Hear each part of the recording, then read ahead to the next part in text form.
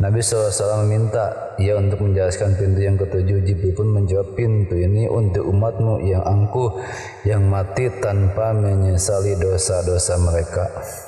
Lalu Nabi SAW mengangkat kepalanya dan begitu sedih sampai beliau pingsan. Ketika siuman beliau berkata, wahai Jibril, sungguhnya engkau telah menyebabkan kesusahanku 2 kali lipat. Akankah umatku masuk neraka?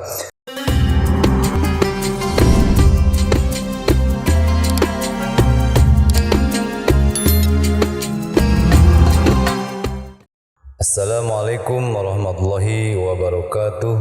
Selamat berjumpa kembali dengan kami di channel Kilas Doa. Yang akan kami bahas kali ini yaitu tentang gambaran surga. Sahabat Kilas Doa, berikut adalah beberapa hal yang ada hubungannya dengan gambaran surga.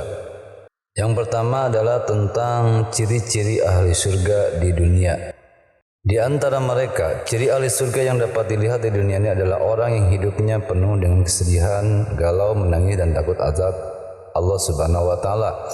Kesedihan dan galau di sini bukan sebab memikirkan masalah dunia, namun sedih tentang bagaimana hubungannya dengan Allah, nasibnya di akhirat kelak, dan seterusnya. Dengan kesedihan yang mendalam tersebut, Allah Subhanahu wa Ta'ala menggantinya dengan hidup penuh kebahagiaan di akhirat kelak.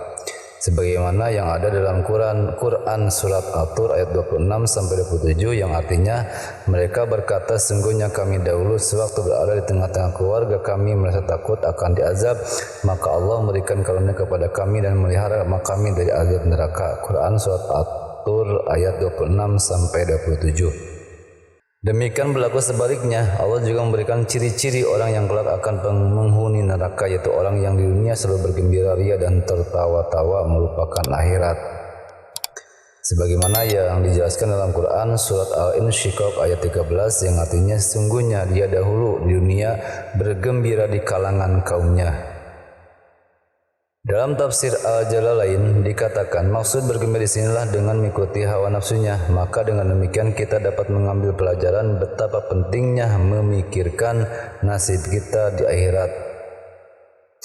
Kalau hidup sekedar hidup, babi di hutan pun hidup. Kalau bekerja sekedar bekerja, kera juga bekerja. Oleh karena itu, sebagai umat Islam kita tidak boleh sekadar makan, bekerja, dan bercanda. Sahabat Kilas Doa, berikut adalah penjelasan tentang keadaan tubuh penduduk surga. Semua penduduk surga, baik laki-laki maupun perempuan, menjadi pemuda berumur 33 tahun tanpa berjenggot dan bulu-bulu yang lain, serta semua bercelak dengan 70 warna. Dalam setiap 1 jam bergantian 70 warna.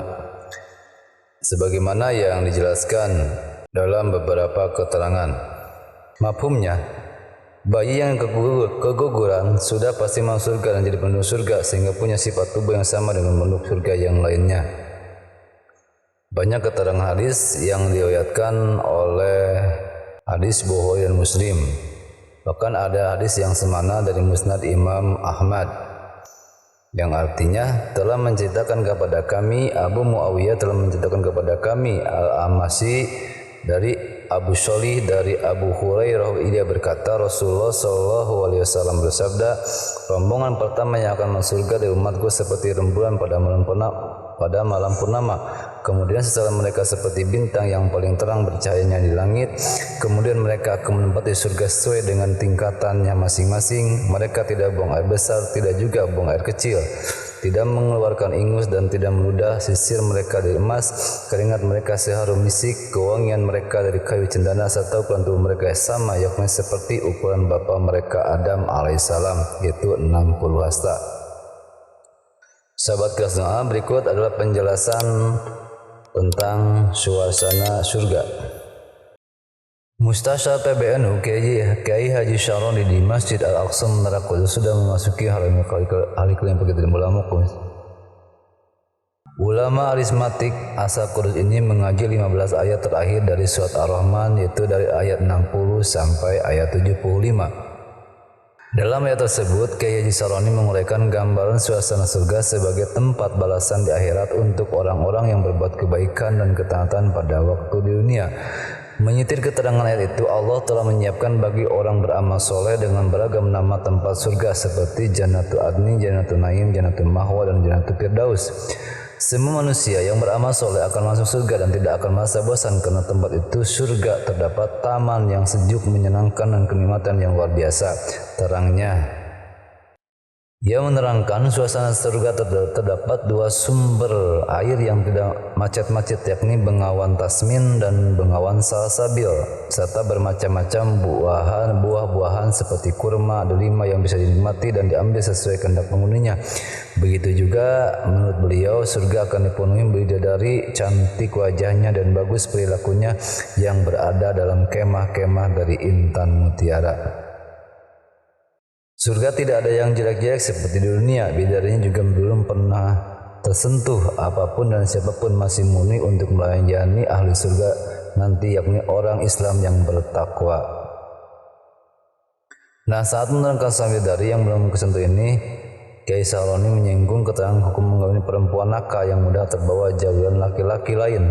Diterangkan, menurut Imam Hanafi, orang Islam soleh menikahi perempuan muslim nakal itu haram berdasarkan dari Al-Quran Surat An-Nur juz 18-3. Tapi menurut Imam Syafi'i jelas beliau, yaitu Kiai Haji Sahroni, membolehkan namun makruh. Imam Syafi'i menggunakan dalil sama, yaitu Surat An-Nur namun niatnya berbeda, artinya yakni menikahlah dengan perempuan yang mempunyai suami.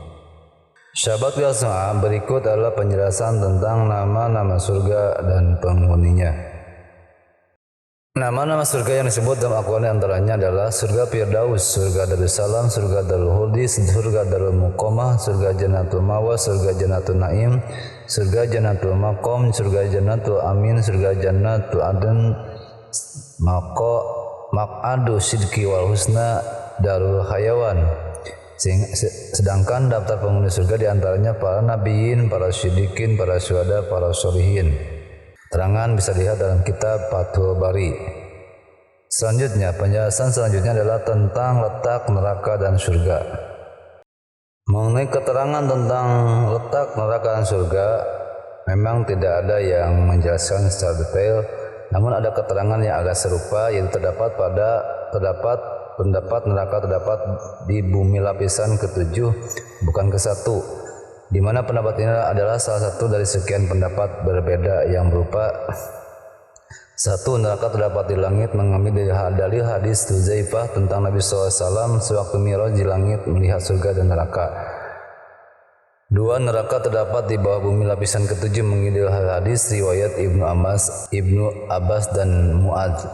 3. Neraka terdapat di permukaan bumi tanpa diketahui lokasi persisnya, diumumkan oleh Al-Qurtubi. 4. Neraka pembahasannya mauquf, tidak bisa diketahui lokasinya dikarenakan semua hadis yang menyebutkan tempat neraka belum disajikan pegangan. Ini adalah pendapat yang disepakati oleh banyak ulama seperti Imam As-Suyuti, Waliullah Adawi, dan Siddiq Hasan Khan. Nah, apabila bumi yang kita pijak adalah lapisan ke-1, itu berarti neraka ada pada lapisan ke-7. Dari keterangan di atas memang sangat bertentangan antaranya. 1. Neraka terdapat di langit, mengambil dari hadis Huzaifah tentang Nabi SAW sewaktu Mi'raj di langit melihat surga dan neraka. 2. Neraka terdapat di bawah bumi lapisan ke-7, mengambil dalil dari hadis riwayat Ibnu Abbas dan Mu'adz. Apakah ada hadis riwayat Ibnu Abbas dan Mu'adz? Nah, perpaduan Al-Quran dan hasil penelitian ilmiah tentang asal semesta pertama terwujudnya alam semesta ini berikut selisihnya diciptakan oleh Allah Subhanahu wa Ta'ala dalam waktu 6 masa. Hal ini sesuai dengan firman Allah yang terdapat pada surat Al-Furqan ayat 25, yang artinya yang menciptakan langit dan bumi dan apa yang ada di antara keduanya dalam 6 masa, kemudian dia bersemian di arsy yang maha pemurah, maka tanyakanlah itu kepada yang maha mengetahui.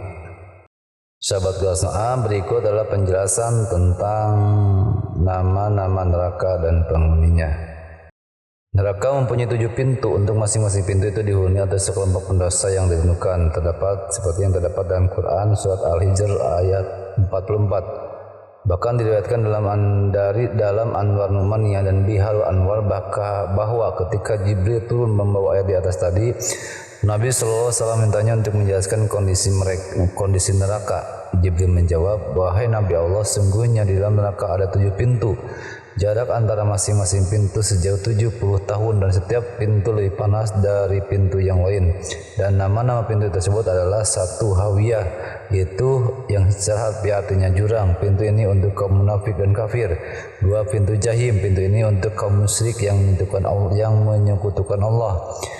Tiga, pintu ketiga untuk kaum Sabyan atau penyembah api. 4, pintu Laja. Pintu ini untuk setan dan para pengikutnya serta para penyembah api. Kelima, pintu Utama atau menghancurkan hingga berkeping-keping. Pintu ini untuk kaum Yahudi. Dan 6, Syair. Secara harfiah artinya api yang menyala-nyala. Pintu ini untuk kaum kafir.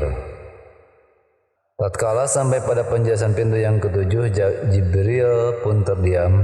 Nabi SAW meminta ia untuk menjelaskan pintu yang ketujuh. Jibril pun menjawab, pintu ini untuk umatmu yang angkuh, yang mati tanpa menyesali dosa-dosa mereka. Lalu Nabi SAW mengangkat kepalanya dan begitu sedih sampai beliau pingsan. Ketika siuman beliau berkata, wahai Jibril, sungguhnya engkau telah menyebabkan kesusahanku 2 kali lipat. Akankah umatku masuk neraka? Kemudian Nabi SAW mulai menangis. Setelah kejadian itu beliau tidak berbicara dengan siapapun selama beberapa hari. Dan ketika sholat beliau menangis dengan tangisan yang sangat memilukan. Karena tangisan ini semua sahabat ikut menangis. Kemudian mereka menjawab, mengapa beliau begitu berduka? Namun beliau tidak menjawab. Sahabat kelas doa, demikianlah uraian dari pembahasan singkat mengenai gambaran surga Allah Subhanahu wa taala, bidadari dan neraka menurut Islam. Semoga keberkahannya mengalir kepada kita semua. Amin ya rabbal alamin. Mohon maaf apabila masih banyak kekurangan dan kehilafan dari segala penyampaiannya. Untuk itu silakan bagi sahabat semuanya untuk turut mengoreksinya pada kolom komentar. Dan insya Allah akan kami jawab sesuai dengan kapasitas ilmu kami. Tetap bantu channel Kilas Doa ini dengan cara subscribe, like, komen, dan share. Semoga menjadi sebuah pahala bagi sahabat semua. Sekian dan terima kasih. Wassalamualaikum warahmatullahi wabarakatuh.